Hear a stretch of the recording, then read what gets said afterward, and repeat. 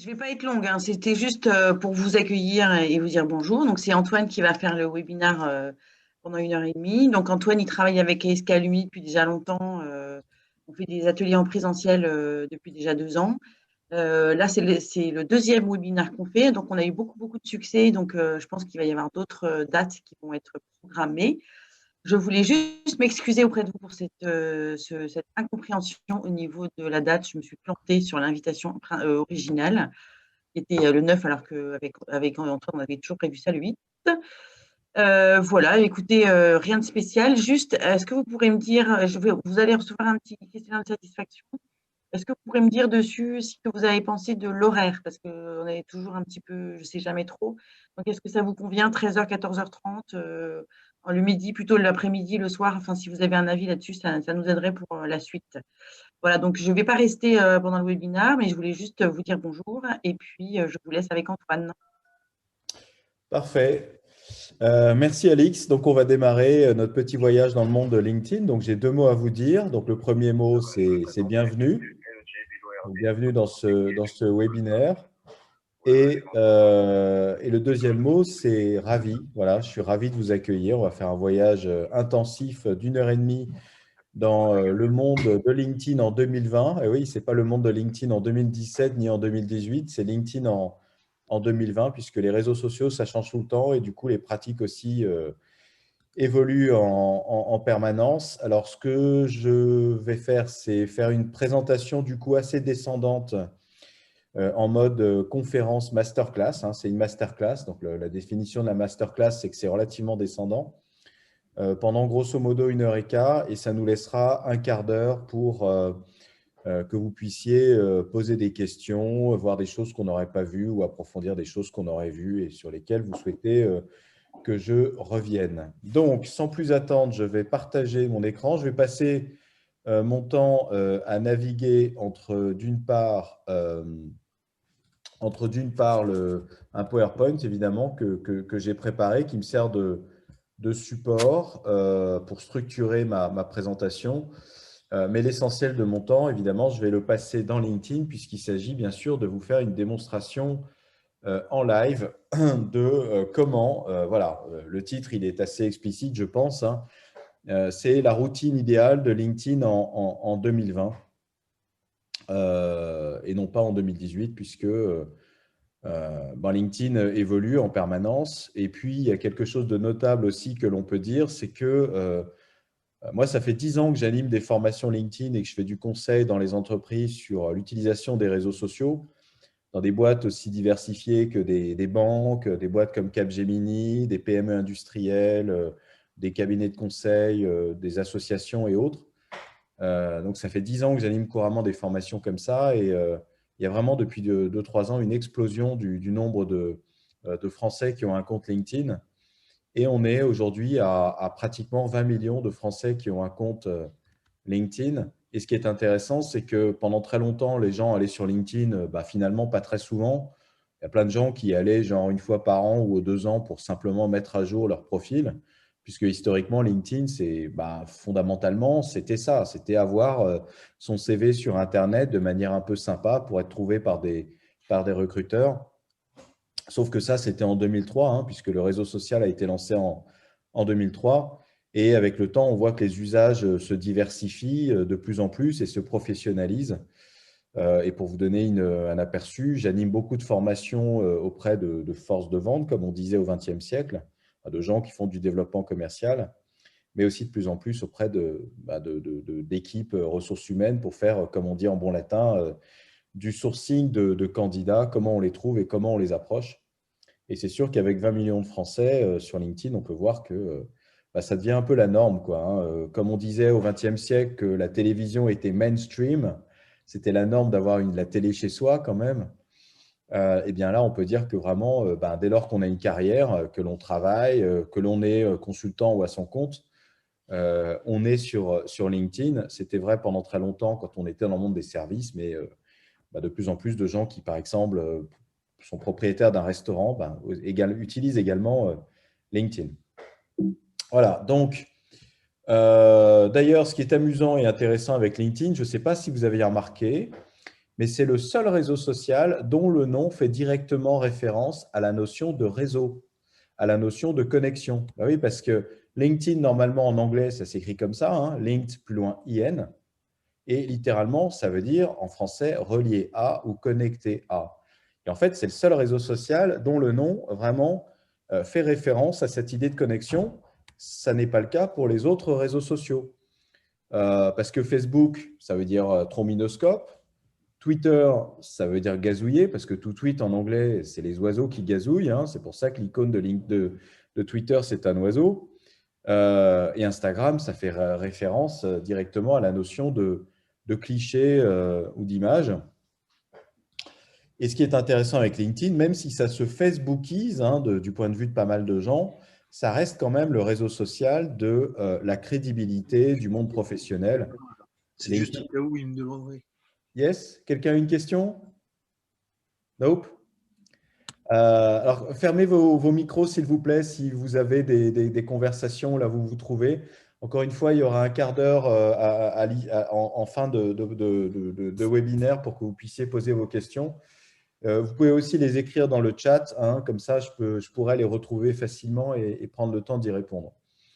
Donc voilà, LinkedIn, c'est la crédibilité professionnelle, alors que Facebook, c'est très différent, hein, c'est plus l'univers de la familiarité. Puisque si sur Facebook, on peut partager ses opinions politiques, par exemple, ça ne sera pas le cas sur LinkedIn. Puisque LinkedIn est un véhicule de carrière et globalement un instrument professionnel. Twitter, c'est l'instantanéité. Hein, on raconte ce qui se passe tout de suite maintenant. Hein, c'est vraiment le réseau social de la mobilité. D'ailleurs, il a tout à fait été inventé en 2006 dans cette perspective. Hein, c'était fait dès l'origine pour être utilisé par des gens qui marchent vite dans la rue. En fait, ils ont totalement anticipé la révolution du smartphone, hein, les gens qui ont inventé Twitter. Et puis, Instagram, c'est carrément autre chose, puisque même si ça reprend la mécanique de Twitter, c'est centré vraiment sur la valorisation, voire la mise en scène de soi et des autres, pardon, je manque de café. Même si, bien sûr, quand on est une entreprise, on peut trouver un angle et une ligne éditoriale pour s'exprimer sur Instagram. L'âge moyen de l'utilisateur de LinkedIn aujourd'hui, c'est de l'ordre de 45 ans. Facebook, c'est encore un peu plus au-dessus. Hein, ça devient vraiment un réseau social de seniors. Twitter, c'est assez… voilà, finalement, en proportion, on ne peut pas dire que tous les Français soient sur Twitter. Je ne me souviens plus exactement de l'âge moyen d'utilisateur de Twitter. Par contre, Instagram, on sait qu'Instagram, c'est plutôt utilisé par les 20-30 ans. Bref, sans plus attendre, rentrons dans le monde de la routine LinkedIn. Et en fait, avant ça, de manière concrète, je voudrais partager avec vous les zones, si vous voulez, les volets à l'intérieur de la pratique de LinkedIn qui conditionnent la performance. Et ce sont des volets qui sont soit surutilisés, soit sous-utilisés. Mais l'idée, c'est vraiment d'utiliser les quatre en se posant les bonnes questions de manière réfléchie, de manière stratégique et surtout dans une logique d'alignement. Je vais y revenir. Et ça fait partie aussi de la routine. Donc, le profil, c'est qui vous êtes, c'est votre carte de visite digitale. Du coup, aujourd'hui, on ne va pas forcément en parler puisque dans votre routine LinkedIn, vous n'allez pas tous les jours mettre à jour votre profil. Ça sert un peu à rien. Normalement, un profil qui est complet, qui est optimisé, il va rester valable pendant 2-3 ans puisque l'idée, c'est de devenir un repère. Votre profil doit devenir idéalement un repère et notamment changer la photo sans arrêt, ce n'est pas une bonne idée parce que du coup, les gens vont vous perdre de vue. Ils doivent vraiment intégrer votre photo de profil comme étant un repère. Puisque les gens, qu'est-ce qu'ils font? Ils scrollent. Donc, quand ils scrollent, ils doivent facilement pouvoir repérer là où vous vous exprimez, c'est-à-dire là où on va voir votre photo. Par contre, dans la routine LinkedIn, qu'est-ce qu'on va faire tous les jours? Eh bien, tous les jours, on va travailler son audience. Sur LinkedIn, on appelle ça le réseau. Donc, il va s'agir de mener des campagnes d'invitation. Et j'insiste là-dessus. Pour moi, être bon sur LinkedIn en 2020, c'est vraiment ne plus du tout être dans une logique du type j'ajoute des contacts en essayant plutôt de mettre des contacts intéressants. Ça, c'était avant. Là, aujourd'hui, si on veut vraiment avoir un LinkedIn utile, il ne faut pas réfléchir comme ça. Il faut vraiment être dans une logique de mener des campagnes d'invitation. Et dans votre routine, vous allez pouvoir structurer votre méthode de travail sur LinkedIn de manière à mener de manière systématique des campagnes d'invitation. Et quand je dis campagne d'invitation, ça veut dire qu'il va falloir réfléchir en termes d'écosystème. L'idée, c'est de lister et de développer votre taux de connexion, si vous voulez, au sein des écosystèmes dans lesquels il y a des gens qui vous intéressent. Ça peut être des employeurs potentiels si vous cherchez un job, ça peut être des clients potentiels si vous avez une fonction commerciale, et ainsi de suite. Mais dans votre routine, clairement, vous allez tous les jours, mener et animer des campagnes d'invitation. Ça, pour moi, c'est clé. Hein. Ensuite, dans votre routine hebdomadairement, vous allez vous exprimer, c'est-à-dire vous allez faire ce que l'on appelle des posts, donc des contenus plutôt courts, relativement éphémères, hein, c'est-à-dire qu'un post, ça va disparaître assez rapidement. Il faut imaginer qu'un fil d'actualité sur un réseau social, c'est comme une rivière, ça coule en permanence. Souvent, dans mes séminaires, il y a des gens qui me disent « Oui, mais je n'ai pas le temps, c'est trop chronophage, je ne peux pas lire tout le fil d'actualité. » En fait, penser comme ça, c'est un peu absurde. C'est comme si vous disiez « Je veux boire toute l'eau de la rivière ». Évidemment, on ne peut pas boire toute l'eau de la rivière. Par contre, on va s'abreuver quand on a soif et on va s'abreuver à l'endroit où l'eau est de qualité. C'est-à-dire qu'on va faire une veille ciblée sur les bons contenus et aussi sur les bonnes personnes. Et puis, s'agissant de s'exprimer, parce que là, les contenus, c'est plutôt s'exprimer soi, c'est la prise de parole. Ça, c'est quelque chose qu'on va faire peut-être 1 ou 2 fois par semaine. Mais par contre, je pense qu'en 2020, faire un post tous les jours, ça sert un peu à rien. Ensuite, par contre, ce que vous allez faire tous les jours, c'est de l'interaction. C'est-à-dire, là, pour le coup, c'est identifier des gens de manière stratégique avec lesquels vous allez interagir de manière régulière pour diverses raisons. Par exemple, parce que ces gens avec lesquels vous interagissez ont une audience qui correspond à l'audience qui vous intéresse. Peut-être parce que ce sont des gens qui sont influents et du coup, vous allez gagner en visibilité brute. Ça peut être des clients, on va interagir avec des clients pour resserrer le lien, la qualité de la relation avec eux.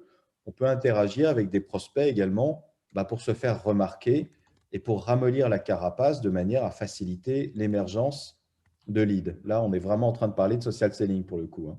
Le social selling, c'est l'art d'utiliser les plateformes sociales pour générer du business. Donc, on a bien qui je suis.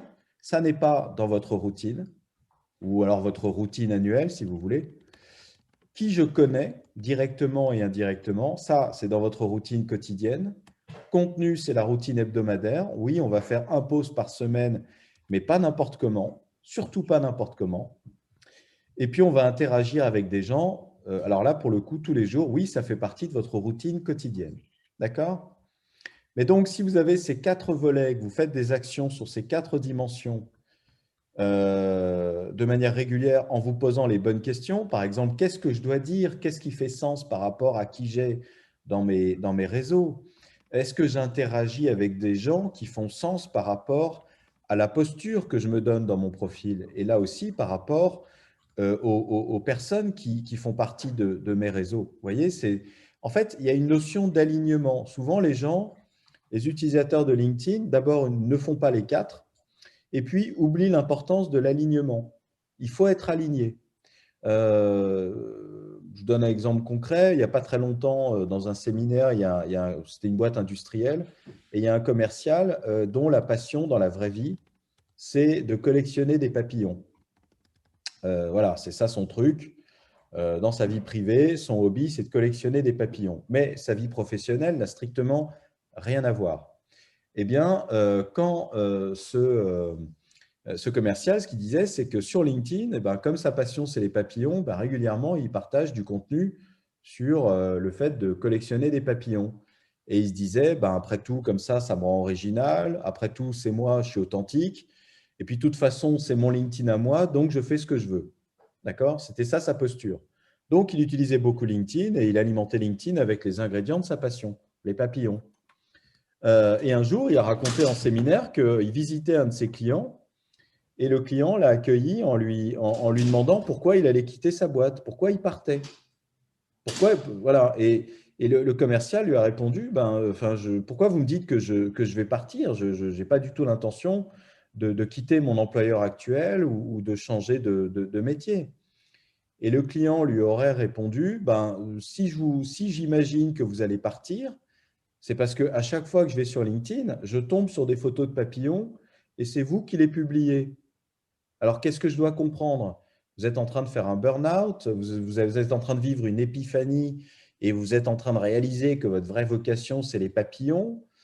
Voilà, il faut me le dire. Donc, c'est une histoire vraie, mais assez caricaturale, j'en conviens, mais qui montre bien à quel point, si par exemple vos contenus sont désalignés, discordants par rapport au reste, eh bien, vous allez peut-être, sans vous en rendre compte, finalement véhiculer une image qui va vous nuire, qui va envoyer un message contre-productif. Donc, il faut quand même faire très, très attention, hein. Il y a plein de gens qui ne vont jamais réagir à ce que vous dites. Par contre, ils enregistrent, hein, la majorité silencieuse. Ils vont se faire une opinion. Ils vont vous coller une étiquette. Et cette étiquette, généralement, quand elle est là pour durer. Et il va être difficile de la modifier, cette étiquette. D'accord? Ça va? Alors, je vais juste mettre 2 secondes le chat. Je veux juste que vous me disiez si ça va ou pas. So far, so good? Yes? OK. Donc, merci à Marie, merci à Manon, merci à Virginie, Sarah. Et alors, parfois, j'ai les noms de famille, du coup, je ne peux pas vous appeler avec votre prénom, mais en tout cas, merci. OK, alors on continue. Là, on va rentrer dans quelque chose de très, très concret, même de très pragmatique, carrément.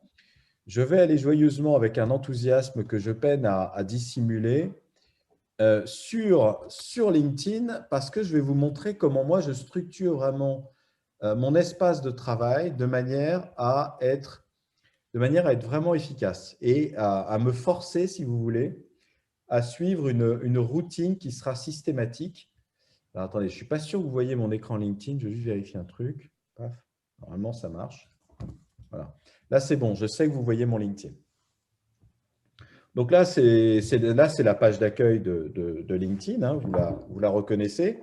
Alors évidemment, ce que je suis en train de vous montrer là, c'est le LinkedIn qu'on utilise depuis un PC, hein, pas depuis un smartphone. Parce que ma conviction, c'est que l'utilisation de LinkedIn depuis un smartphone, c'est du LinkedIn un peu light, un peu informel, un peu en mode relax, d'accord? Mais si vous voulez vraiment aller jusqu'au bout de l'outil et avoir une vraie routine structurée, il faut utiliser un PC. Il faut vraiment considérer que de la même manière que vous avez l'habitude de gérer vos mails, eh ben, vous allez avoir l'habitude, non pas de gérer LinkedIn, mais plutôt de l'animer, ce qui est quand même un petit peu différent. Donc là, on est sur la page d'accueil de LinkedIn et vous voyez ce que j'ai fait là, c'est tout bête, hein, mais c'est quelque chose auquel on ne pense pas forcément. C'est de créer des favoris que vous allez enregistrer et qui correspondent à l'ordre dans lequel vous allez suivre votre routine. Et en gros, pour être très concret, imaginons on est lundi matin, il est 8h30, vous arrivez un peu en avance au bureau. Et là, vous vous dites, OK, là, il faut que je fasse ma routine LinkedIn du jour. Et bien, vous lancez votre navigateur. Ça peut être Chrome, ça peut être Edge, ça peut être Mozilla, c'est ce que vous voulez, peu importe. Mais en tout cas, vous avez enregistré des favoris et vous allez faire votre routine LinkedIn de gauche à droite. Sauf que vous allez introduire là-dedans des aspects vraiment stratégiques. D'accord? Donc, ce que je vous conseille, c'est premier onglet de votre premier favori. Vous créez des favoris. Je pense qu'on verra ça pendant la période de questions. Je pense que tout le monde sait comment créer, enregistrer des favoris. Si ce n'est pas le cas, je vous remontrerai tout à l'heure. Mais l'idée, c'est vous enregistrer des favoris. Premier favori, vous enregistrez la page d'accueil. D'accord? C'est quand même normal d'avoir la page d'accueil en favori parce que la page d'accueil, on y va quand même de temps en temps. Par contre, je vous alerte sur un point, c'est que ce que LinkedIn veut que vous fassiez, c'est ce que je suis en train de faire. Ce que LinkedIn veut que vous fassiez, c'est du scroll. Et le scroll, c'est chronophage. Et en plus, ce n'est pas forcément très stratégique. Et surtout, en faisant du scroll comme ça, joyeusement, bah, ça peut durer indéfiniment et vous allez fatalement être exposé à de la pub. Or, vous, en tant que personne, vous n'êtes pas sur LinkedIn pour consommer de la pub. On est bien d'accord là-dessus, je pense. Mais vous allez quand même, parce que ça peut servir, évidemment, vous allez quand même enregistrer la page d'accueil dans vos favoris. Vous voyez, j'ai un favori qui s'appelle « Accueil » ici. Je vais le renommer parce que je m'aperçois qu'il manque le I et le L de « Accueil ». Voilà, c'est quand même mieux. Mais maintenant, votre routine, elle va vraiment commencer ici. Première chose que moi, je fais le matin tous les jours, c'est je regarde. Alors, attendez, j'ai animé une formation en anglais juste avant. Je vais repasser en français. Ce sera plus clair quand même. French. Voilà. Donc là, vous voyez, deuxième favori, c'est les visites de profil. C'est-à-dire qu'il y a des gens qui visitent votre profil, d'accord? Alors, soit ils sont en mode anonyme, soit ils sont en mode transparent. La plupart des gens sont en mode transparent. Du coup, on a les noms. Et évidemment, c'est un peu normal d'aller voir qui a visité votre profil. Et éventuellement, si ces gens-là se qualifient comme étant des prospects, ou en tout cas des gens qui vous intéressent, comme des employeurs potentiels, encore une fois, eh ben, c'est un peu normal d'aller voir qui ils sont, éventuellement de les inviter. Là, par exemple, j'ai un certain Pierre-Yves David, c'est peut-être quelqu'un parmi vous, c'est même du domaine du probable. D'ailleurs, je peux aller sur son profil. Là, pour vérifier si Pierre-Yves a fait l'ESK, j'utilise CTRL-F. Et je vais taper SK. Bah, de toute façon, ça apparaît directement en haut. Je n'avais même pas vu le petit logo. Donc, Pierre-Yves est sans doute parmi nous. Et en plus, il vient de m'inviter. Donc, je n'ai même pas besoin, merci, je n'ai même pas besoin d'être proactif. J'ai juste à réagir. J'accepte. Et là, ce qui peut être sympa dans la routine, c'est que maintenant que je suis connecté à Pierre-Yves, je rafraîchis la page. Et si vraiment Pierre-Yves est quelqu'un, disons, qui fait partie, encore une fois, des écosystèmes dans lesquels je veux avoir des contacts, je vais lui envoyer un petit message pour le remercier. Alors après, il y a des outils pour automatiser les messages. Alors aujourd'hui, on n'a pas le temps d'aller là-dessus, mais ça peut être pas mal à condition d'être bien utilisé. Alors moi, ce que je mets comme message typiquement, c'est, et je vous écris exactement ce que je mets, hein, merci pour l'invitation, virgule, et bienvenue dans nos réseaux conjugués. Bah oui, parce que quand on rejoint le réseau de quelqu'un, c'est pas j'ajoute Pierre-Yves à mon réseau. Non, parce que en fait, Pierre-Yves m'a ajouté à son réseau. Donc en fait, il est plus juste de parler de réseau de contacts que l'on va conjuguer. C'est beaucoup plus sympathique de dire les choses comme ça. Ouais, donc ça, c'est voilà, dans ma routine, j'envoie couramment ce type de message aux gens qui soit ont accepté mon invitation, soit dont j'ai accepté l'invitation. Et vous voyez, je suis dans une philosophie de réseautage. Ben oui, un réseau social, c'est fait pour socialiser, c'est fait pour réseauter. Ce n'est pas fait pour prospecter, hein. Pierre-Yves ne s'est pas inscrit sur LinkedIn en se disant chouette, je rejoins une monstrueuse base de données de prospects et comme ça, je vais pouvoir me faire prospecter tous les jours par des millions de commerciaux qui ont faim et qui vont me harceler. Non, voilà, on est sur une logique de réseautage. Donc, en tout cas, pour revenir là-dessus, vous voyez que j'accepte, je regarde qui a visité mon profil et éventuellement, le cas échéant, je vais inviter ces gens de manière à finalement gérer, encore une fois, mes campagnes d'invitation. Je vais alimenter mes campagnes d'invitation en invitant les gens qui visitent mon profil. D'accord? Alors là, ce qu'il faut savoir, c'est que si vous avez un compte gratuit, malheureusement, vous n'avez que les 5 dernières personnes à avoir visité votre profil. C'est comme ça. Si vous optez pour un compte payant, ce qui est cher sur LinkedIn, mais ça peut être intéressant, ben là, vous avez tous les noms. Vous voyez, là, moi, j'ai eu 1200 et quelques visites de profil. Et ben, j'ai tous les noms. Bien sûr, ce n'est pas 1254 personnes. Une même personne peut avoir fait plusieurs visites de profil, évidemment. Mais donc, vous n'avez que les 5 derniers noms.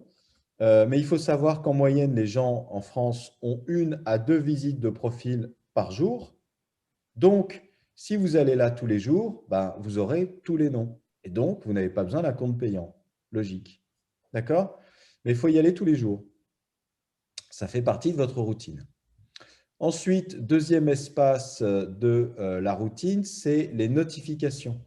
dans les notifications, vous voyez les gens qui réagissent à votre contenu ou alors qui réagissent à des commentaires que vous avez pu faire ou bien qui réagissent à des posts sur lesquels vous avez été tagué. Vous voyez, par exemple, ici, j'ai une partenaire qui est une agence de communication, Agence Eco, donc Morgane, qui a fait un post. Elle me mentionne en tant qu'expert, ce qui est sympa, hein, comme ça, je peux m'arrimer à sa visibilité. Et donc là, on est à 6 commentaires. Et en fait, à chaque fois que quelqu'un s'agrège à cette conversation, parce que là, on rentre vraiment dans une logique de conversation, eh bien, à chaque fois que quelqu'un s'agrège à cette conversation, je vais avoir la notification correspondante et je vais pouvoir éventuellement, là encore, hein, on est toujours dans cette logique, inviter les gens qui s'agrègent à cette conversation pour développer mon réseau de manière qualitative avec un vrai prétexte. Et là, le message d'invitation, ça va être « J'ai noté votre commentaire sur le post de Morgane. Merci pour l'avoir fait. Je m'aperçois qu'on a des synergies possibles entre nous. À toutes fins utiles, je vous invite à rejoindre, à conjuguer nos réseaux. » C'est sympa, c'est friendly et ça marche plutôt pas mal. D'accord ? Donc, c'est évident que tous les jours dans votre routine, vous allez aller voir ces notifications et bien sûr réagir en conséquence. D'accord ? Et le problème du smartphone, si vous voulez, c'est que oui, bien sûr, sur le smartphone, vous avez les notifications, mais elles sont trop mises en valeur. C'est ça le problème du smartphone, c'est que l'application LinkedIn, en fait, sur un smartphone, valorise trop les notifications et du coup, vous êtes trop sur un mode un peu addictif, quoi. C'est-à-dire que là, vous allez vraiment y passer un temps fou, pas forcément aux meilleurs endroits, là où vous pouvez réfléchir. Par exemple, vous allez peut-être utiliser votre application LinkedIn dans le métro à l'heure de pointe. Ce n'est pas le meilleur endroit pour réfléchir parce que si vous répondez aux commentaires d'un prospect ou d'un employeur potentiel sur LinkedIn, il faut réfléchir à ce qu'on écrit. D'accord ? Donc, je vous conseille de faire le tour des notifications une fois par jour, mais de manière vraiment complète, en scrollant un petit peu pour être sûr de rien manquer. De toute façon, les nouvelles sont en bleu, comme ça. Vous voyez, tout ce que vous avez traité, c'est en blanc. Tout ce que vous n'avez pas encore traité, c'est en bleu. Alors que sur un smartphone, c'est pareil, on distingue assez mal finalement ce qu'on a traité de ce qu'on n'a pas déjà traité. D'accord, donc ça, je dirais que les notifications, c'est le plus important, hein. Quand vous conduisez votre voiture, vous la conduisez au compteur de vitesse, surtout dans notre beau pays qui est truffé de radars. Donc, vous conduisez au compteur de vitesse votre voiture. Et bien là, LinkedIn, vous pilotez votre LinkedIn aux notifications. Vraiment, j'insiste là-dessus, vous pilotez LinkedIn aux notifications puisque c'est du réseautage. Si les gens interagissent avec vous, c'est juste normal de réagir et c'est souhaitable de réagir tous les jours et de ne pas attendre une semaine avant de réagir à un commentaire. Parce que réagir à un commentaire qui vous mentionne une semaine après l'action, évidemment, ça n'a aucun sens. D'accord ? Donc là, il faut être réactif. Troisième, yes. Non, c'est bon?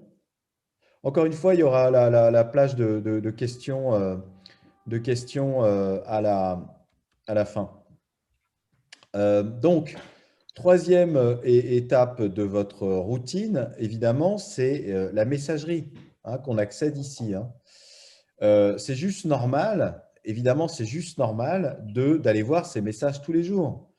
Parce que je peux vous dire que je forme énormément de commerciaux chaque année et il y a de plus en plus de commerciaux qui témoignent qu'ils ont de plus en plus de prospects qui demandent des rendez-vous, des devis directement dans LinkedIn. Donc, ce serait ballot de les rater, quoi. Je veux dire, si on vérifie ces mails tous les jours, on va aussi vérifier la messagerie LinkedIn. C'est un peu les mails que les gens vous envoient sur la plateforme LinkedIn. Donc là, merci Virginie. Donc là, ce qui est intéressant, c'est que vous m'avez envoyé Hop, je vais aller sur son profil. Attendez, je suis chez moi et j'ai un chat qui me harcèle. Je reviens dans 2 secondes. Juste, je jette le chat par la fenêtre et je reviens. Non, c'est bon. Il est parti, le chat. Donc là, comme Virginie, vous m'avez envoyé un email, en fait, je vous envoie une invitation non personnalisée vu que maintenant, on se connaît un petit peu indirectement. Voilà, donc dans la messagerie, c'est assez évident que vous allez vérifier vos messages tous les jours. Bon, il n'y a pas grand-chose à dire sur la messagerie. Ce qu'il faut savoir, parce que ça peut être très, très pratique, c'est qu'on peut lancer des discussions de groupe. Donc, vous pouvez lancer une discussion avec une personne et puis vous pouvez agréger des gens à tout moment. Vous voyez, par exemple, je ne peux pas vous montrer avec une de mes conversations, parce qu'évidemment, on est dans un univers privé ici, hein. Mais si vous pouvez lancer une conversation de groupe avec 2 personnes, et puis à tout moment, ultérieurement, vous pouvez agréger d'autres gens à cette conversation. Et ces gens peuvent à leur tour ajouter d'autres gens ou bien évidemment quitter la conversation.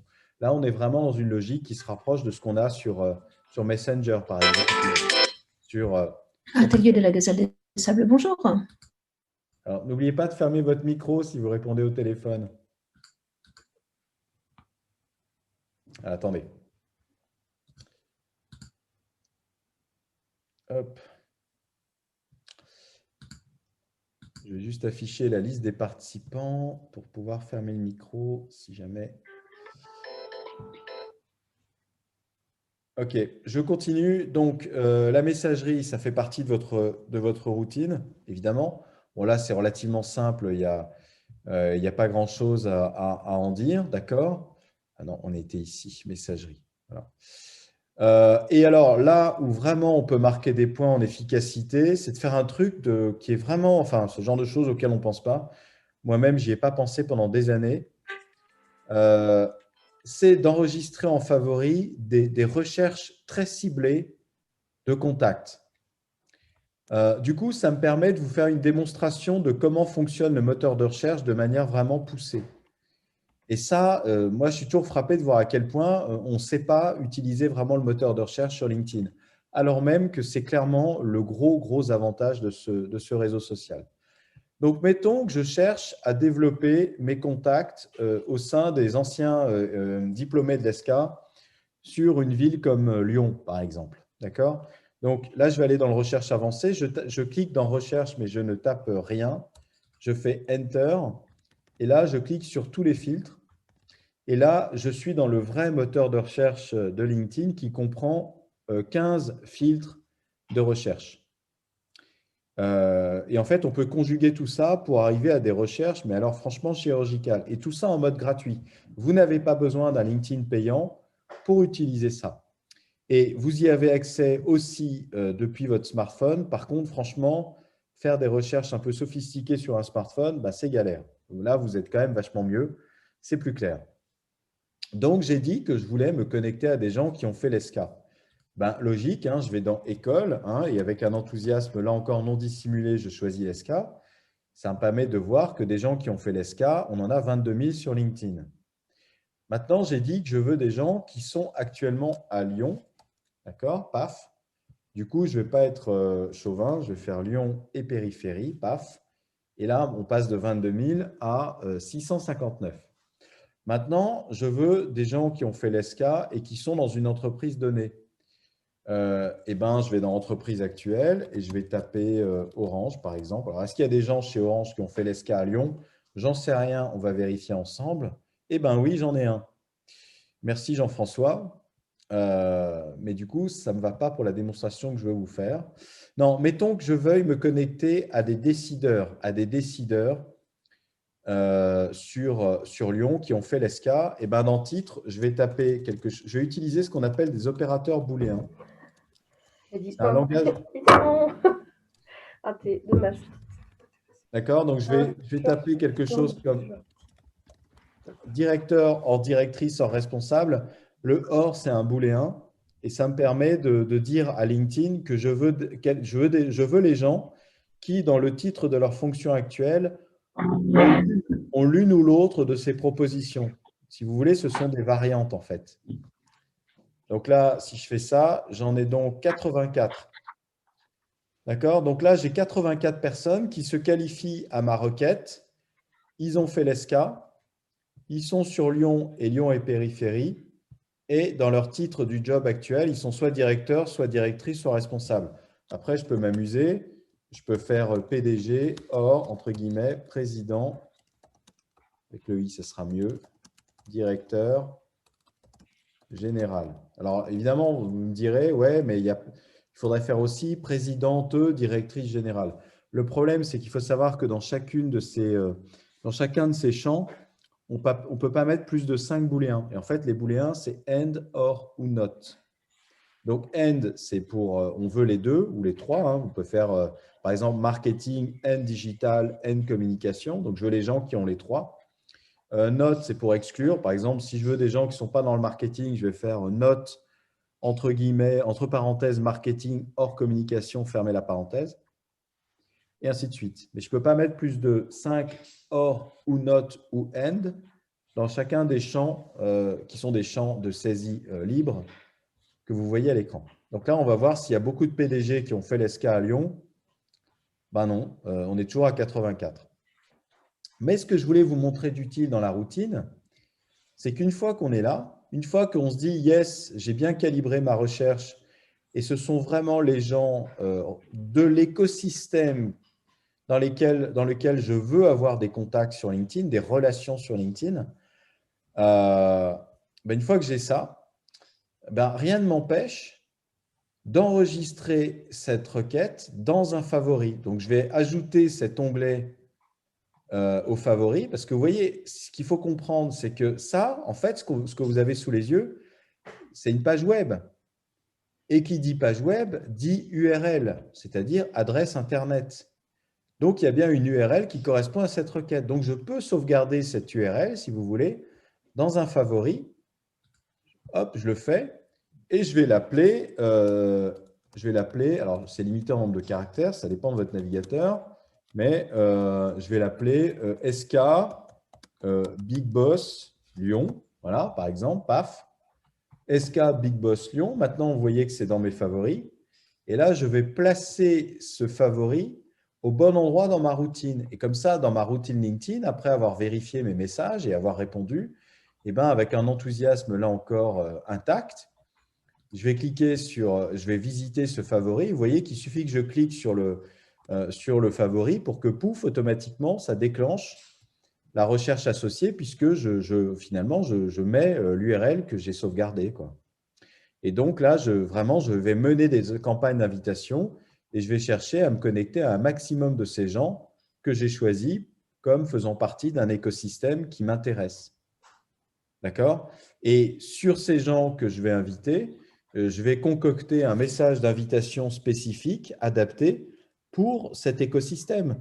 Du style, bonjour, on ne se connaît pas encore, mais j'anime couramment des ateliers pour l'ESCA Alumni. Je constate qu'on a déjà quelques contacts en commun, c'est souvent le cas. Hein. À toutes fins utiles, j'aimerais qu'on conjugue nos réseaux. Et ce genre de message a un taux d'acceptation de l'ordre de 70%. Pourquoi? Parce que d'abord, c'est personnalisé, et puis il y a quand même une légitimité, un prétexte qui se tient, quoi. Puis ce n'est pas de la prospection. D'accord? Donc, vous voyez, vous enregistrez dans vos favoris des recherches précises. Là, par exemple, vous voyez, j'ai décideur CSTB. Donc là, c'est vraiment une requête dans une entreprise donnée. Donc, tous ces gens sont salariés du CSTB et puis ils sont soit sur Paris, Paris, soit Paris et Paris périphérie. Et là, par contre, je n'ai pas utilisé de mots-clés dans le titre, donc c'est beaucoup plus large. D'accord? Vous voyez, donc ça change tout. Si vous faites une routine comme ça, en ayant finalement calibré vos favoris de manière chirurgicale pour gérer des campagnes d'invitation, on change complètement de dimension. Là, vous changez de braquet, vous allez vers quelque chose de forcément beaucoup, beaucoup plus qualitatif, quoi. D'accord? Je reviens sur le PowerPoint pour vérifier où j'en suis. Je ne connais pas par cœur, pour être très honnête. Voilà, donc organisation des onglets, on l'a vu. Donc là, vous voyez, les onglets que je vous ai mis ici, finalement, ça, c'est assez standard. C'est-à-dire, on va faire accueil, notification, messagerie et réseau. Ah oui, voilà, j'ai oublié de vous parler du réseau. C'est mal, je suis désolé. J'espère que je ne vous ai pas perdu, mais évidemment, dans votre routine, vous allez quand même visiter réseau. Oui, parce que là, quand même, tous ces gens qui vous invitent, et vous allez voir que vous allez en recevoir de plus en plus à mesure que vous allez intégrer LinkedIn dans votre quotidien, ben, c'est quand même normal d'aller dans votre routine. Et en plus, je l'ai ici, vous voyez, ce n'est pas bien, hein, je l'avais déjà enregistré. Donc, notification réseau, voilà. Et là, c'est normal dans votre quotidien d'aller vérifier qui vous invite et d'accepter, ou pas d'ailleurs, hein, d'accepter ces personnes, quoi. D'accord? Bon, alors aussi là-dedans, on va trouver les invitations à suivre des entreprises ou alors à s'intéresser à des événements. Bon, là, ça dépend, quoi. Je veux dire, Carrelage Tendance, je ne connais pas cette entreprise. Là, un certain Franck David me demande si Franck peut m'envoyer ça, c'est parce qu'on est bien en relation, c'est bien un contact. Par contre, Carrelage, bon, bah si, il est à Avrier, c'est à Angers, j'habite à Angers, donc oui, ok, je veux bien suivre. En plus, j'aime bien les PME. Voilà. Donc, voilà, autant pour moi. Donc, si je récapitule votre vraie routine LinkedIn. Première étape, visite de profil, voir qui a visité votre profil et est-ce que vous invitez ou non ces gens. Deuxième étape, la plus importante, est notification. Hein, vous pilotez LinkedIn aux notifications. D'accord? Et là, ben, vous répondez aux commentaires, vous likez des commentaires, ce genre de choses. Troisième étape, la messagerie. Vous allez voir qui vous écrit, répondre aux messages privés qu'on vous envoie. Ensuite, le réseau. Allez voir qui vous invite. Voilà, pour accepter ou non ces invitations. Et puis, ensuite, vous allez incorporer à votre routine finalement des campagnes d'invitation et en fait, un favori par typologie de contact que vous souhaitez finalement mettre dans votre réseau. Et en fait, vous voyez ça là, en étant structuré et discipliné, sérieusement, 10 à 15 minutes par jour, ça suffit largement. Hein. Mais l'avantage, c'est que ça vous oblige à vraiment faire les choses dans l'ordre. C'est pareil que quand vous suivez une routine d'échauffement avant de courir, faire un jogging, bah, vous avez une routine, quoi. Vous commencez peut-être par les jambes et vous terminez par les épaules, enfin ce genre de choses. Vous faites les choses toujours dans le même ordre. Bah, là, on est vraiment dans la même idée, en fait. Donc, je reviens sur The PowerPoint. Voilà, donc là, vous avez les fondamentaux, mais vraiment, le cinquième, recherche, c'est vraiment les favoris que je vous ai montrés. Hein. OK. Celle-ci, je vais passer. Qu'est-ce que je pourrais… Alors, dans votre routine, un point important, c'est comment… là, je vous ai mis des exemples d'invitations qui ne vont pas. Dans votre routine, je vous ai dit qu'il fallait de temps en temps, une fois par semaine, faire ce qu'on appelle des publications, faire des posts. Là, ce qui peut être intéressant, c'est, parce que là, on a vu la routine quotidienne.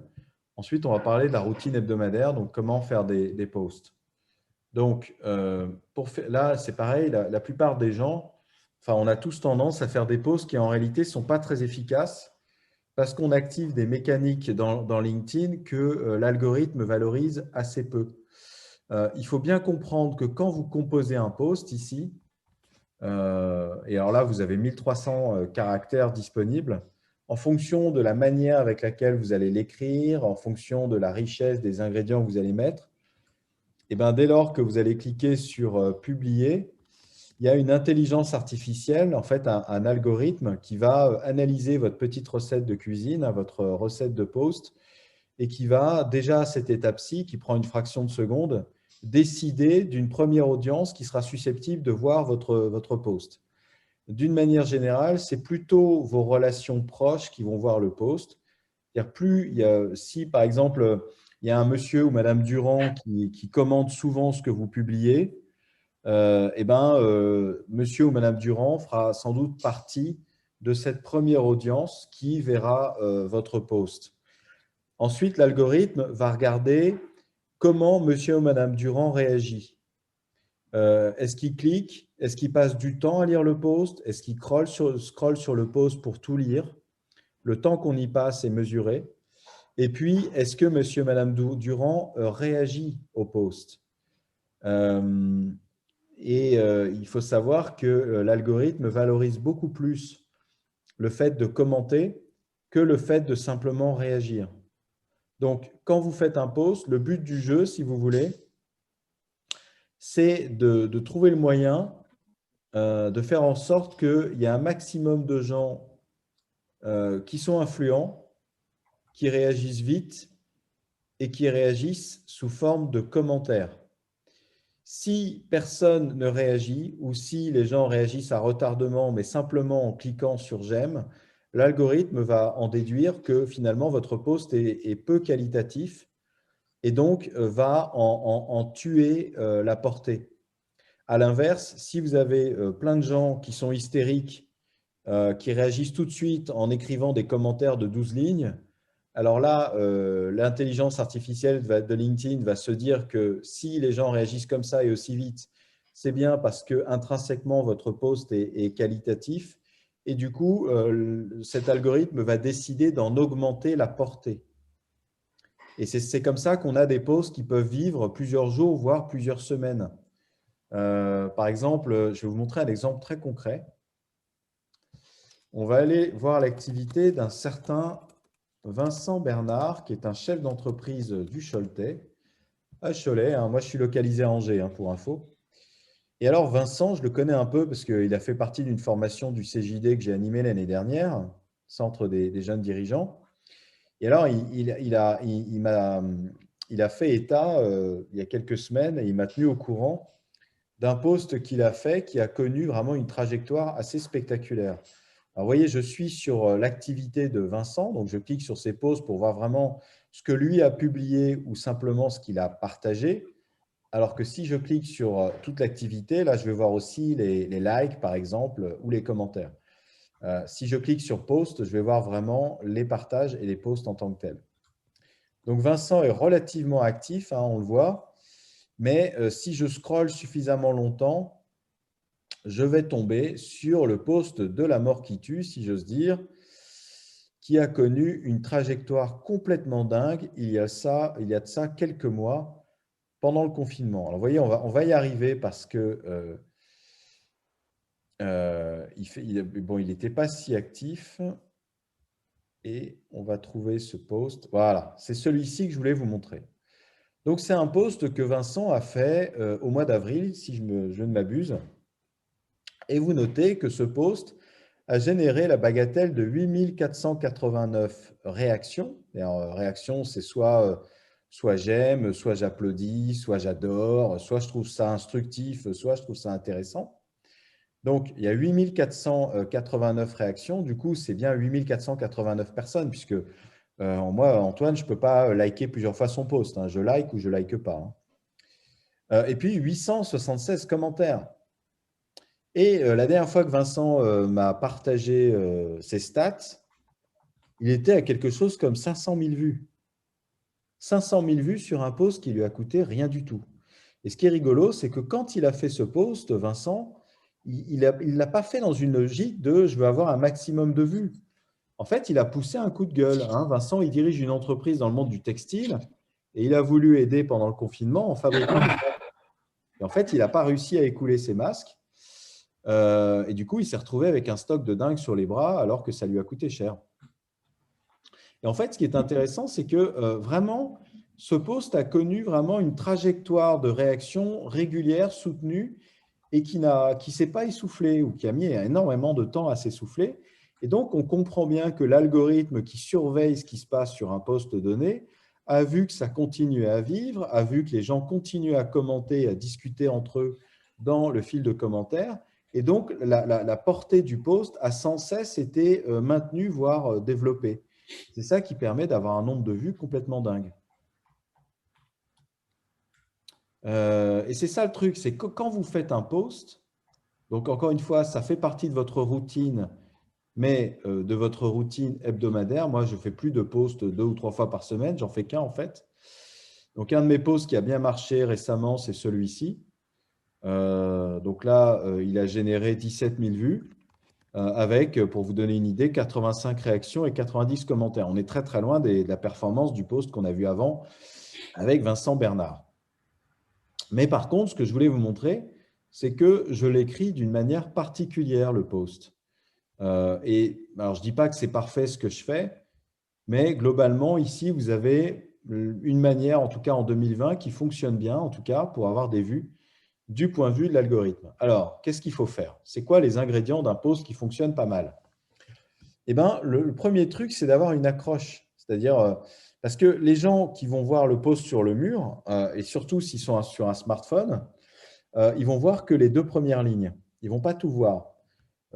Pour tout voir, ils sont obligés de cliquer sur Voir plus. Pour qu'ils cliquent sur Voir plus, ben, il faut que le début les accroche. Donc, le truc, c'est d'avoir une accroche aussi musclée que possible. Et là, vous avez 2 manières de faire. Soit vous posez une question pertinente, soit vous faites un peu de la provoque en faisant une affirmation un peu musclée qui va surprendre ou qui va interroger, en tout cas qui va susciter de la curiosité.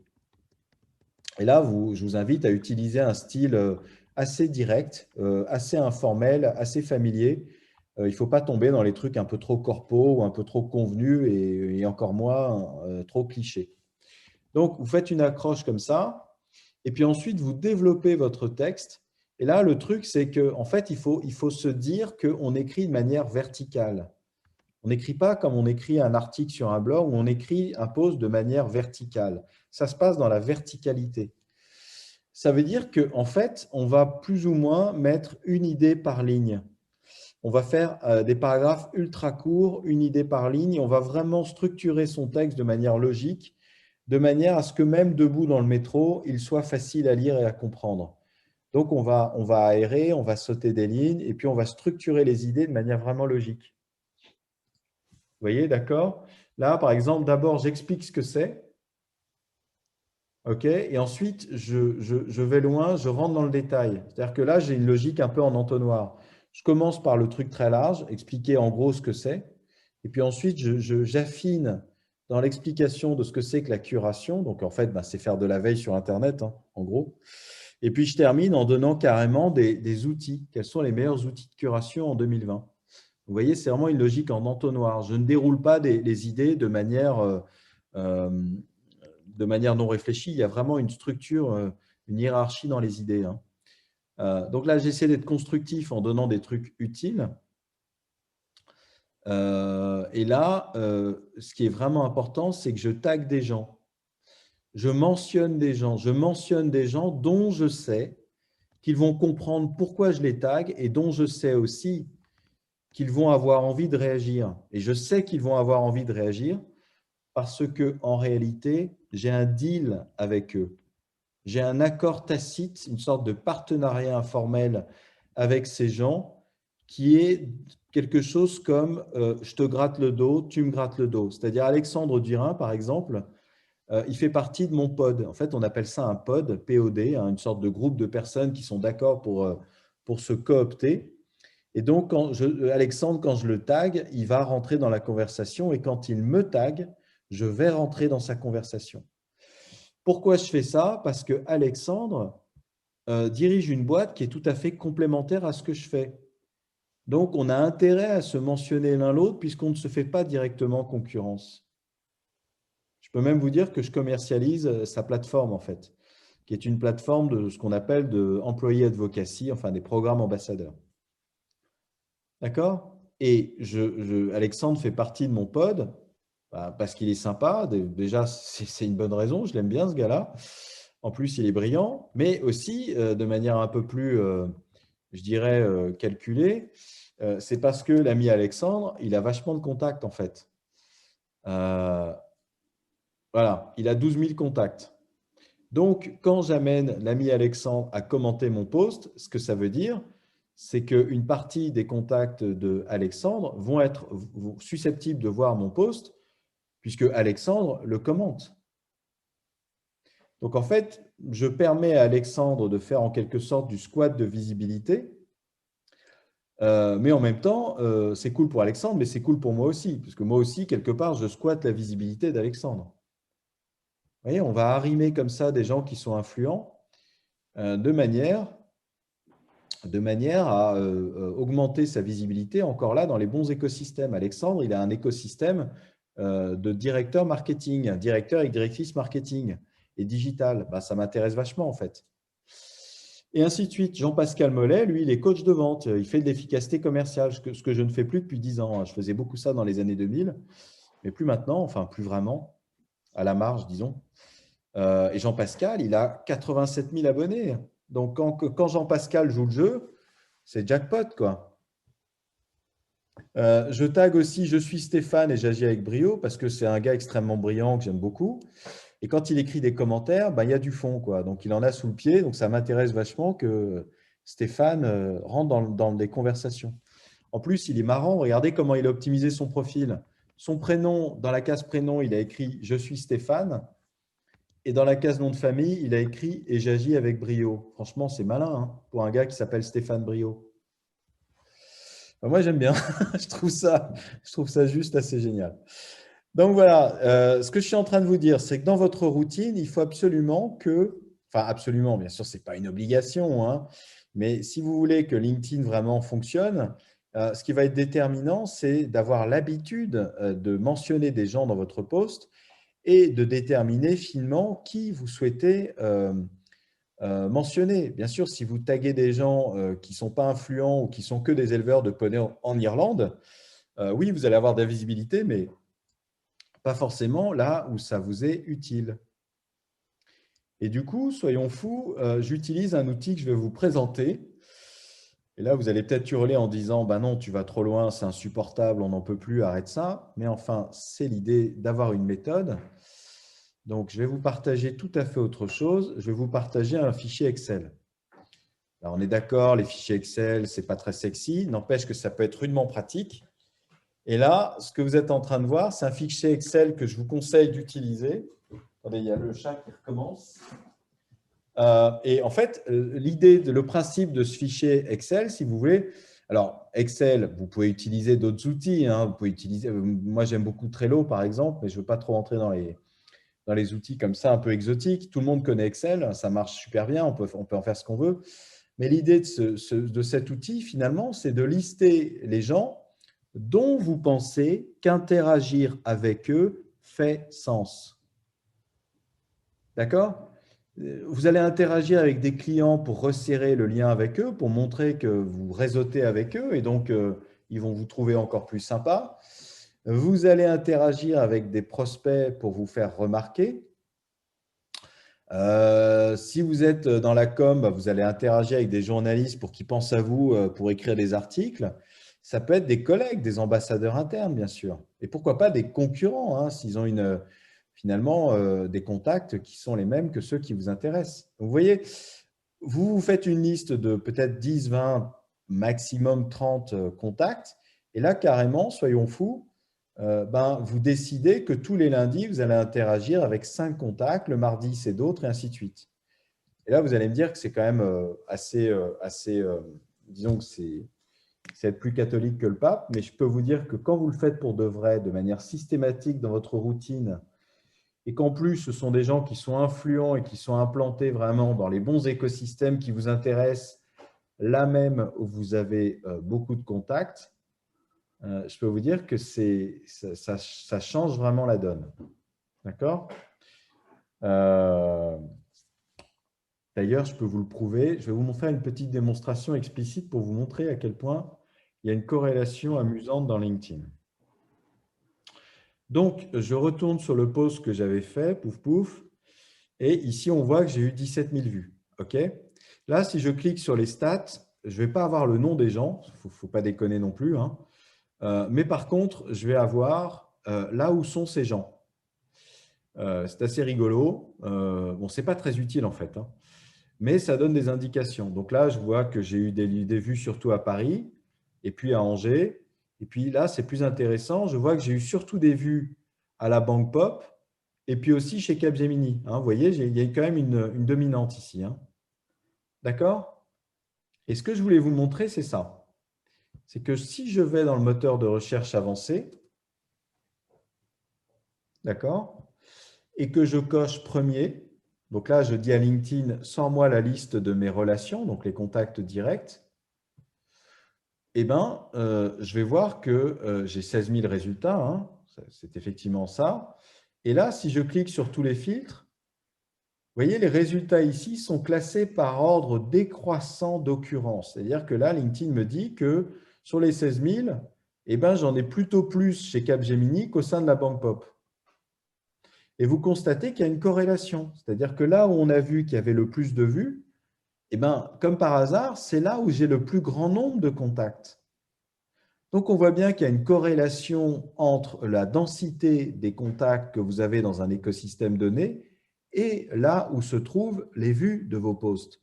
Par conséquent, si vous voulez être recruté, par exemple, chez Capgemini ou vendre à Capgemini, eh ben, vous avez intérêt à avoir un max de contacts au sein de Capgemini. Comme ça, quand vous allez faire un post, eh ben, vous allez être bien vu chez Capgemini. Enfin, ils vont vraiment vous voir puisque l'algorithme va considérer que quand vous avez plein de contacts dans cette boîte, c'est un peu normal que ces gens voient ce que vous dites.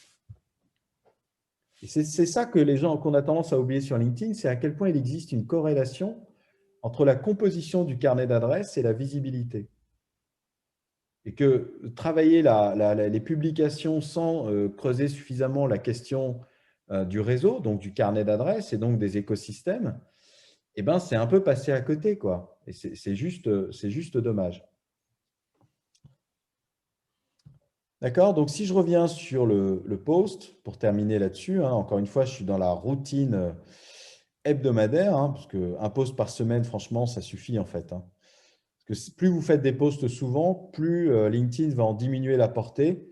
Parce que LinkedIn, ce qu'ils veulent éviter, c'est que vos contacts se sentent spammés par vous. Donc, vous pouvez avoir autant de visibilité potentielle en faisant un post par semaine qu'en faisant un par jour, en fait. Mais ça dépend des gens que vous taguez. Hein. C'est ça que je voulais vous dire. C'est ça qui est déterminant. C'est qui vous taguez et pourquoi vous les taguez. Et quel fil de conversation vous arrivez à lancer comme ça. Donc, pour terminer, vous voyez beaucoup de texte, la structuration des idées, le fait de sauter des lignes. Ça, c'est complètement idiot, mais l'algorithme aime qu'on saute des lignes d'une manière générale. Et puis, utiliser les hashtags. Donc, quand vous écrivez votre post, concrètement, si je veux mettre un hashtag, je fais dièse, d'accord? Et là, je vais taper quelque chose comme ça, hein. Qualité de vie au travail, par exemple. Donc, je suis en train de dire que mon post va plutôt te parler de qualité de vie au travail. Évidemment, le hashtag qualité de vie au travail est suivi par très peu de gens. Hein. C'est beaucoup plus intelligent de faire QVT. Là, je suis sûr que QVT, c'est quand même suivi par beaucoup plus de gens. D'ailleurs, on peut le vérifier. Pouf. Parce que dans LinkedIn, vous pouvez faire des recherches de gens, mais vous pouvez aussi faire des recherches de contenu. Vous voyez, si je tape QVT hashtag et que je vais sur contenu, pouf, je vais avoir que des posts qui utilisent le hashtag QVT. Ici. Donc, ça me permet de faire de la veille thématique, un peu comme on le fait sur Twitter. On peut aussi s'abonner à des hashtags. Et là où j'étais, vous voyez, QVT est suivi par 17 000 personnes. Alors que, évidemment, le hashtag qualité de vie au travail en toutes lettres. Alors, les majuscules, c'est juste pour le rendre plus lisible, hein, sinon ça n'a pas vraiment d'intérêt. Bah là, évidemment, il n'y a que 179 abonnés, donc c'est beaucoup plus intelligent de mettre hashtag QVT que hashtag qualité de vie au travail. Il nous reste 10 minutes. Je veux juste revenir sur mon PowerPoint pour être sûr de ne rien oublier. Ouais, j'ai remanié mon contenu ce matin pour être vraiment encore plus dans une logique de routine. C'est pas ça que je voulais vous montrer.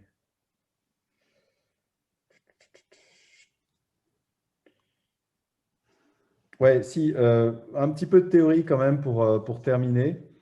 Au niveau de l'intelligence réseau. Donc là, on a parlé de vraiment développer les bons écosystèmes dans votre, enfin, de mener des campagnes d'invitation dans les bons écosystèmes. Et en fait, de manière un peu plus macro, on peut s'interroger sur quelles sont les étapes à suivre sur LinkedIn pour développer, pour travailler son réseau, hein, son audience.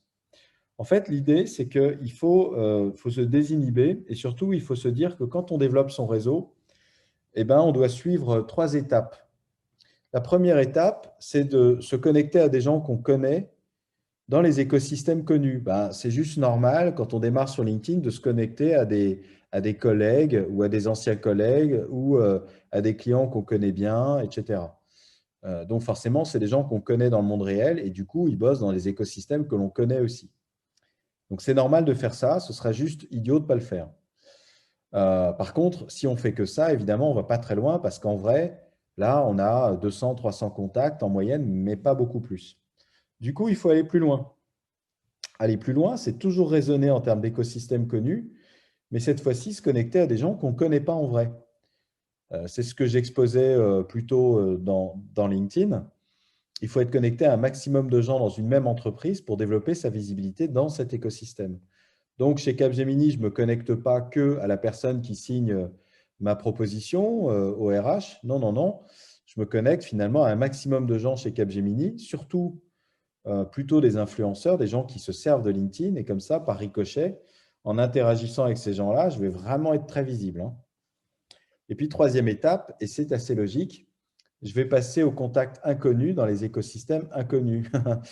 Ben oui, je ne vais pas me limiter aux écosystèmes que je fréquente. Il y a des entreprises dans lesquelles j'aimerais rentrer, que je ne connais pas du tout. D'ailleurs, personne de cette boîte ne me connaît, mais ça ne m'empêche pas de développer mes contacts dans cette entreprise.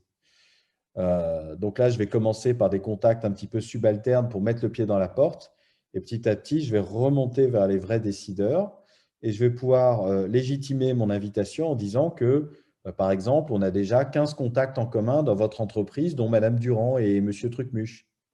Et comme ça, l'invitation sera acceptée. Mais vous voyez, je commence par les liens faibles, hein, les contacts un peu subalternes, et je ne me jette pas sur les vrais décideurs qui m'intéressent, comme la misère sur le pauvre monde. J'y vais piano, piano, étape par étape.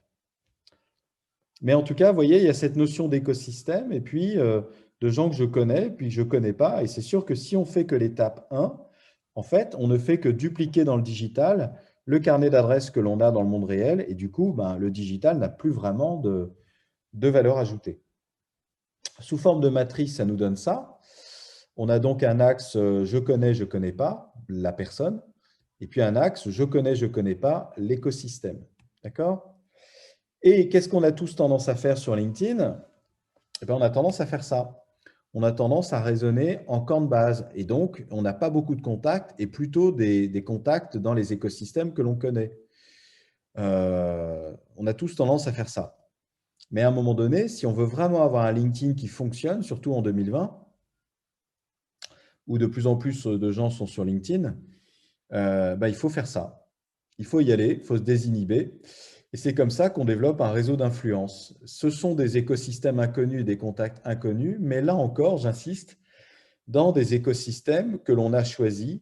On a réfléchi à ces écosystèmes et on a vraiment conçu un plan d'action réseau dans LinkedIn et on va mettre en œuvre ce plan d'action au quotidien à l'intérieur d'une dynamique de routine en utilisant les favoris que je vous ai proposés plus tôt. OK. Un petit rappel quand même, comment ça fonctionne la structure du réseau LinkedIn. Ça, c'est vous, vous êtes au cœur de votre réseau. Et autour de vous, pour LinkedIn, finalement, il y a 3 niveaux de contact. Donc, les relations, c'est les contacts directs. Donc, tous ceux parmi vous et celles qui m'ont envoyé une invitation que j'ai acceptée, eh bien, welcome aboard, hein, vous faites partie maintenant de mes relations. Et du coup, je fais moi aussi partie de vos relations. Et puis, vous-même, vous avez des relations. Et pour moi, ça, du coup, c'est le niveau 2. D'accord ? Il peut y avoir un contact en commun, une relation en commun ou plusieurs, hein. Et puis, on a le niveau 3, 1, 2 et 3. D'accord ? LinkedIn est structuré comme ça depuis les origines, hein, depuis 2003. Et ce qu'il faut bien comprendre, et c'est pour ça que je vous en parle, c'est que quand vous allez utiliser le moteur de recherche de LinkedIn, vous avez le nom complet des gens jusqu'au niveau 3. Et donc, plus vous avez beaucoup de relations au niveau 1, plus de manière exponentielle, vous avez beaucoup de gens au niveau 3, et donc plus le moteur de recherche est susceptible de vous fournir des noms. Parce que sinon, en fait, quand vous utilisez le moteur de recherche, à chaque fois que vous avez utilisateur LinkedIn et que le nom de la personne n'apparaît pas, ce n'est pas que la personne n'a pas rempli son nom. D'ailleurs, elle ne peut pas, hein. Ce n'est pas possible. Non, c'est simplement que cette personne est au-delà du rang 3 et donc le système LinkedIn n'autorise pas l'affichage du nom complet. Mais par contre, si elle fait partie du rang 3 et en deçà, hein, bien sûr, le nom va apparaître.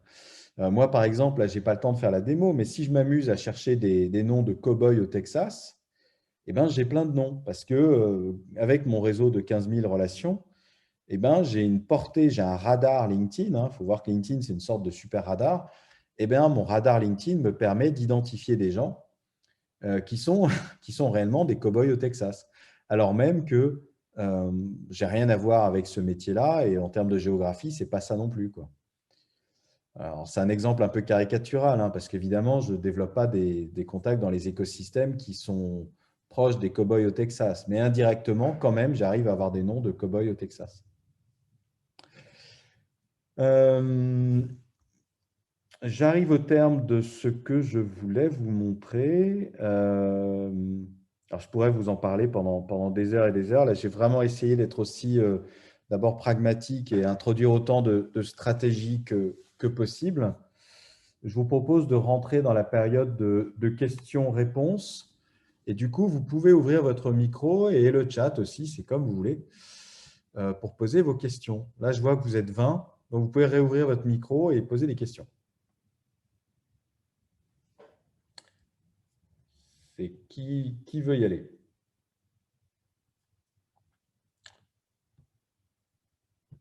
D'accord? Je me lance. Oui, allez-y, merci. C'est bien d'être en premier. Bonjour à tous. Je suis très marquée par le fait que vous employiez le mot désinhibé, parce que moi, je me trouve très inhibée sur LinkedIn. J'ose pas, en fait. J'ose pas répondre à des gens que je ne connais pas, qui me disent, voilà, on a peut-être des choses en commun, ou pourquoi on se rencontrerait pas, etc. J'ose pas non plus aller chercher des influenceurs ou des gens qui pourraient m'être utiles dans le futur. En fait, je trouve que c'est une démarche qui me paraît pas naturelle et j'aurais aimé sonder un peu le groupe pour savoir comment est-ce qu'on dépasse ça. Alors les autres, qu'est-ce que vous répondez à la question de Marie? Donc soit en audio, soit dans le chat, hein.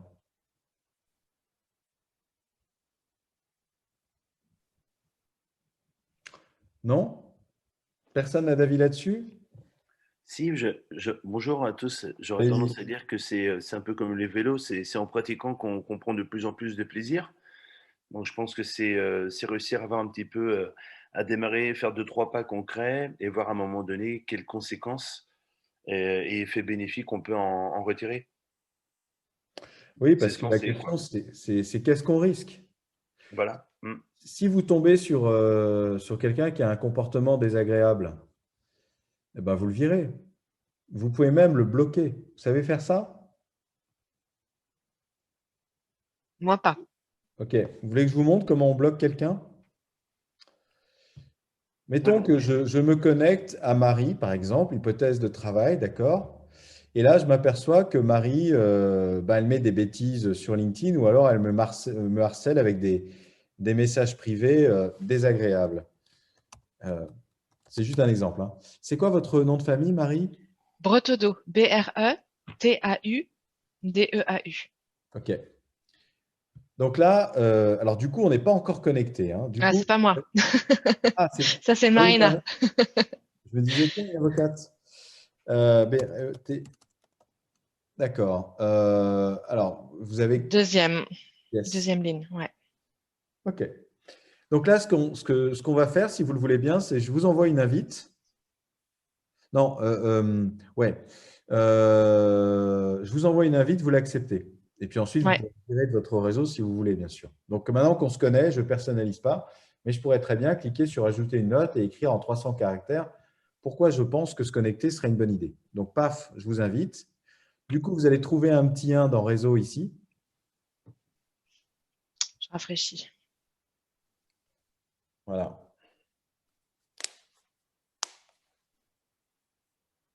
Jolie photo en passant.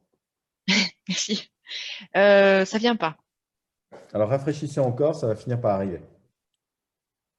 Il y a toujours un petit temps de latence. Enfin, pas toujours, mais souvent.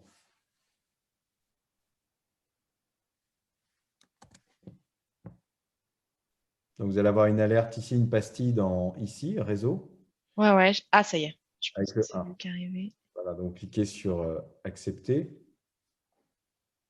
Voilà. Et là, si je rafraîchis, voilà, normalement, incessamment sous peu, le petit 2 va se transformer en petit 1. C'est bien la preuve que maintenant, on est connecté. Donc, vous voyez, il y a un petit temps de latence. Ça y est, vous avez cliqué sur accepter, Marie? Non, parce que je ne vous vois pas en fait. Je vois la pastille sur le 1 de réseau. Alors, cliquez sur l'icône réseau. Là, Ouais. vous allez arriver ici et donc vous allez me voir dans cette Ah, liste. ça y est. Ouais. OK. L'acceptation est partie. Voilà. Et vous allez voir que c'est carrément instantané. Donc, dès lors que vous cliquez sur Yes, pouf. Voilà. Donc maintenant, on est connecté. Donc, welcome aboard. D'ailleurs, si je rafraîchis encore, je vais voir le message qui dit que maintenant, on peut s'échanger en mode privé. Mais imaginons donc que vous êtes quelqu'un de désagréable, hein, ce qui n'est pas le cas évidemment. Mais en tout cas, je peux cliquer sur le plus pour ne plus suivre. Alors, ne plus suivre, ça veut dire qu'on reste connecté. On peut s'envoyer des messages privés, mais par contre, je ne verrai plus rien de ce que vous publiez sur mon mur. Je ne verrai plus rien de ce que publie Marie. Ça, c'est la première étape. Deuxième étape, retirer la relation. Alors là, ça veut dire qu'on ne sera plus connecté, on ne sera plus des relations.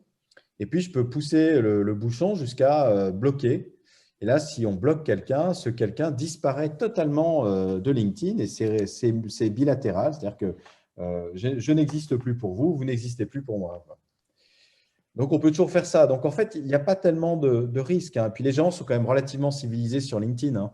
On n'a pas des comportements un peu nauséabonds comme on peut en trouver sur Twitter ou sur Facebook. Heureusement. Mais effectivement, pour rejoindre ce que disait Yves, si vous voulez, la révolution des réseaux sociaux, c'est l'abolition des frontières et des distances. Donc, se connecter qu'à des gens qu'on connaît en vrai, eh ben, c'est passer à côté de cette possibilité de s'affranchir des distances et des frontières. Et puis, il faut penser que pour le meilleur et peut-être pour le pire, puisque LinkedIn appartient à Microsoft depuis 5 ans, LinkedIn est en situation de monopole hein, sur son marché, donc bravo à eux. Du coup, il est probable que LinkedIn soit encore là pour des années. Peut-être qu'en 2040, on animera LinkedIn. C'est possible. Donc, en fait, il faut toujours raisonner à long terme. Il faut construire son réseau de manière à servir ses attentes et ses objectifs sur le temps long. Parfois, je donne des conférences dans des écoles de commerce ou d'ingénieurs. Et puis, j'ai des étudiants qui me disent, oui, moi, mon rêve, c'est de bosser à Melbourne, en Australie, dans 10 ans. Et là, je leur dis, vas-y, développe tes contacts tout de suite sur LinkedIn à Melbourne, en Australie. Dans 9 ans, quand tu vas faire tes démarches pour immigrer là-bas, tu seras super content d'avoir déjà tout un terreau, tout un écosystème déjà connecté, bien placé, qualitatif, précisément à Melbourne, en Australie. Ça va vachement t'aider pour trouver ton premier job. Donc, tu vois, dès aujourd'hui, il faut penser au long terme, quoi. Ouais, je comprends. Il ne faut pas penser que court terme. Il faut se dire que c'est parti pour durer, quoi. Est-ce que vous avez d'autres… Donc, voilà, il ne faut pas avoir peur. Il faut y aller. Vraiment, il faut passer un cap, se désinhiber. De toute façon, sur LinkedIn, vous ne partagez que des trucs pro. Hein, vous n'allez jamais dire ce que vous faites le week-end ou dire votre… Alors, on peut mettre sa date d'anniversaire sur LinkedIn. C'est un peu idiot. Ne le faites pas. Enfin, je ne vois pas bien l'intérêt. Mais puisque vous ne dites que des trucs pro, finalement, quel est le risque, quoi? Alors, je me permets, j'ai une question là-dessus, justement. N'y a-t-il pas un certain risque à long terme d'avoir autant de contacts et d'aller de façon exponentielle avec des contacts que l'on va peut-être plus ou moins maîtriser? En fait, la réponse, c'est que quand on a beaucoup de contacts, on ne gère pas beaucoup de contacts. En fait, on ne gère qu'un noyau de contacts. En fait, il y a deux types de contacts. Il y a un noyau dur, ce sont des gens avec lesquels on interagit régulièrement et qui nous servent de vecteurs de visibilité, comme les Alexandre dont je vous ai parlé plus tôt. Et en fait, ce sont des leviers, ce sont des accélérateurs, quoi. Au-delà de ça, il y a un deuxième type de contact, ce sont les clients, les collègues, les partenaires avec lesquels on échange des messages privés. Et puis finalement, tous les autres, les milliers d'autres, ce sont des contacts un petit peu dormants qu'on ne va pas vraiment animer, mais qui pourront simplement réagir, faire écho à tout moment et avec lesquels, au besoin, on pourra échanger des messages privés, quoi. Moi, quand je reçois une demande de devis d'une entreprise que je ne connais pas, ils m'ont trouvé sur LinkedIn, et ben, mon premier réflexe, c'est d'aller voir qui je connais dans cette boîte déjà sur LinkedIn. Et ça me permet d'activer ces contacts immédiatement sous forme de messages privés pour tâter un peu le terrain et déjà, par exemple, demander quelles seraient leurs attentes pour la formation. en fait, c'est vachement pratique, quoi. Mais si vous voulez, le temps que vous passez sur LinkedIn n'est pas proportionnel au nombre de contacts que vous avez. Je ne passe pas plus de temps sur LinkedIn aujourd'hui alors que j'ai 15 000 contacts Toujours. Mais il y en a une nouvelle. que ce que j'en passais, que le temps que je passais il y a 5 ans quand je n'en avais que 8 000. Mais par contre, les actions que je fais sur LinkedIn ont d'autant plus d'impact et d'efficacité que mon carnet d'adresses est étendu. Est-ce que vous avez d'autres questions? Oui, moi j'ai une autre question. Bonjour. On est deux, nous, on suit à deux. Donc on est 21 en fait. Concernant la qualité du réseau, puisqu'aujourd'hui on a accepté tout le monde nous demande, tout le monde nous accepte, tout le monde nous dit on a un contact commun sur LinkedIn, ça n'a plus vraiment de valeur en fait, puisque un contact sur LinkedIn, globalement, c'est dire qu'on connaît deux personnes qu'on ne connaît pas. Donc moi, j'ai tendance à refuser les gens que je ne connais pas, les gens qui n'ont qu'un intérêt à me contacter pour pouvoir éventuellement me vendre leurs prestations ou leurs produits. Je ne sais pas si c'est bien, mais en l'occurrence, j'essaie de garder ce niveau de qualité du réseau. Alors, il n'est pas étendu, c'est-à-dire qu'il n'est pas comme le vôtre, je n'ai pas 15 000 contacts, et j'essaie d'avoir un réseau de gens qui sont dans un domaine d'activité proche du mien et qui sont des gens que je connais ou que je connais de personnes qui connaissent. Et éventuellement, quand une personne me contacte en disant « on a une relation commune sur LinkedIn », j'espère que c'est une vraie relation, sinon je trouve que ça n'a pas de valeur. Si je vois si on ne se connaît pas et on est on est amis, entre guillemets, relation sur LinkedIn, et quelqu'un me dit je connais Antoine Jambard, oui, je dis très bien, bon, moi je ne le connais pas, donc voilà, c'est pas un point de raccordement. Et donc la technique de dire je prends tout le monde, j'accepte tout le monde, elle me semble assez court-termiste, ou en tout cas de dire, bon, ben voilà, c'est une audience, ça je l'entends très bien en termes d'audience, mais en termes de réseau et de réseau qualitatif de gens sur qui éventuellement on dit, écoute, j'aimerais bien que tu me mettes en relation avec telle personne parce qu'on a une relation en commun, je trouve que ça n'a pas une grande valeur. Ben, en fait, ce n'est pas parce qu'on est dans la quantité qu'on oublie la qualité. Au siècle dernier, on opposait qualité et quantité. On se disait, si j'ai plein de contacts, c'est sans doute que c'est n'importe qui, et si j'en ai pas beaucoup, c'est parce que c'est qualitatif. Là, le truc, ce n'est pas d'être purement quantitatif en n'étant pas qualitatif, surtout pas d'ailleurs. C'est d'arriver à conjuguer les deux. Moi, j'ai 15 000 contacts, mais c'est extrêmement qualitatif. C'est-à-dire que je suis connecté à tous les gens qui ont assisté à mes séminaires ou à mes webinaires. À côté de ça, j'ai des campagnes d'invitation très orientées dans les entreprises dans lesquelles je veux rentrer pour vendre mes prestations, très concrètement. Et ça fait des années que j'anime LinkedIn de cette manière très, très méthodologique. Et donc, ça me permet d'être très visible. 90% de mon business vient de LinkedIn. Je ne fais plus de prospection depuis des années. Ce sont les gens qui viennent à moi. Et comment ils me trouvent? Sur LinkedIn ou même depuis Google, parce que je ne suis pas trop mal indexé, référencé dans Google. Bien sûr, ça dépend des requêtes que l'on tape. Mais mon activité LinkedIn me sert à générer du business. Je suis aussi dans une logique de social selling. Maintenant, j'entends ce que vous dites. Ce n'est pas une obligation d'avoir plein de contacts. On peut effectivement se dire, je veux être très qualitatif, que des gens que je connais. Et ça va me permettre d'avoir une sorte de communauté relativement restreinte, de contacts, de gens que je connais en vrai. Attendez, juste je réponds à la porte, je reviens tout de suite. Oui, bonjour, 6e étage gauche. C'est pour le carrelage. Ouais, j'attends un rendez-vous à 30 et il est légèrement en avance. Je ne sais pas si ça répond à votre question ou… Si, ça répond à ma question, mais ça veut dire qu'effectivement, c'est deux approches différentes de LinkedIn. Une approche qui est communautaire et réseau, et une approche qui est audience commerciale. Ouais, et puis moi, ce que je dis, c'est pas court-termiste justement de se désinhiber, c'est créer les conditions du succès à long terme. Clairement, le carnet d'adresses, ça fait des siècles que c'est un vecteur des réussites sociales et de réussites dans sa carrière. Au 19e siècle, j'ai un trou de mémoire là, mais voilà, pour réussir à Paris, Rastignac, il fallait qu'il connaisse des gens. C'est pas d'hier tout ça. Et en fait, LinkedIn, c'est un outil qui permet de visibiliser et de rendre tangible et d'actionner ce carnet d'adresses qui est une des conditions de la réussite professionnelle. c'est clair que plus on a un carnet d'adresses étendu, plus on a des chances de réussir et puis d'aller où on veut aller, quoi. En fait, ça vous permet d'avoir des espèces d'antennes un peu partout et dans les bons écosystèmes. Et puis, ça vous permet de faire de la veille, en fait. Si votre réseau de contacts est qualitatif, vous pouvez faire de la veille vraiment dans des entreprises, savoir ce qui se passe dans tel métier ou dans telle entreprise.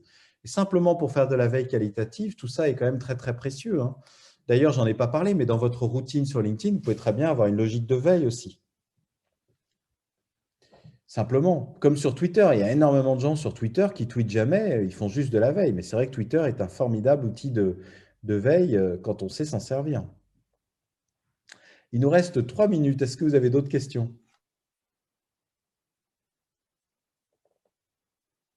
Hashtag ou pas?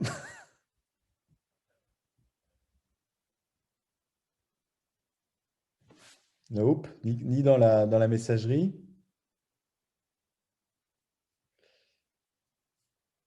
Est-ce qu'il y a d'autres questions? Il nous reste autant en profiter. En dehors de comment gérer plein de contacts, le type de communauté. Non?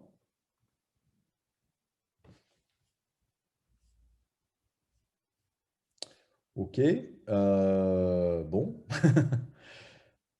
Ah, si, il y a voilà. Merci beaucoup, c'était très intéressant. Bah, merci Manon, hein, merci d'avoir été là. Merci Sarah. Bon, ben, c'est moi qui vous remercie, hein. J'adore, je trouve ça très sympa. Le distanciel, ça a ses limites, mais ça permet des trucs intéressants en même temps.